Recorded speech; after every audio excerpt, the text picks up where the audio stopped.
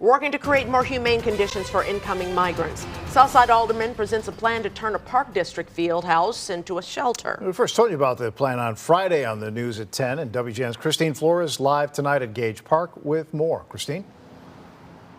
Good evening. Work is underway to prepare the 100-year-old facility, which is slated to become a temporary shelter for hundreds of migrants who have been staying at area police stations. Now, leading this plan is Alderman Raymond Lopez, who says he expects people to begin moving in by July 1st. We are moving heaven and earth to be able to welcome over 300 of the individuals who are currently existing in police stations. Alderman Raymond Lopez of the 15th Ward is spearheading the plan. He proposed the idea under certain circumstances. The center must be safe, it must be healthy, and it must be temporary. You know, I've been asking for several months to see what the short and long-term plan is to deal with the migrants that are being sent here ever since they first started arriving in August of last year. And though the previous mayor didn't want to hear any kind of solution from us, as soon as the new mayor took office, we immediately approached him and his team. The plan is moving along with the mayor's support and with the help of several community agencies.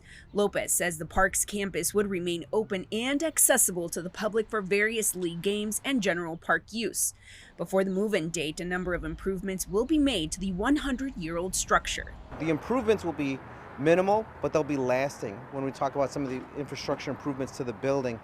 But I know that even as we're talking today, finding out that 47 out of the $51 million that we just appropriated a month ago is going to salaries and not necessarily to individuals, that's a problem for me. The center will have a dining hall, 2 separate shower rooms, activity rooms, and other spaces for health, cultural, and educational usage. There is no specific price tag when it comes to some of the infrastructure or things of that nature, or what the long-term cost is going to be, but I know that right now, if we are committing millions every month to this effort, then this location at Gage Park is the best, most solid, and responsible way to do it. Lopez says the goal is to also alleviate the stress for area police stations where many of the migrants have been staying. I think this ensures that we're going to do this right, knowing that you have one of the loudest critics also stepping up to the plate to make sure that we do this in a way that's both fiscally responsible to our taxpayers, but humanely responsible to those that we are trying to help.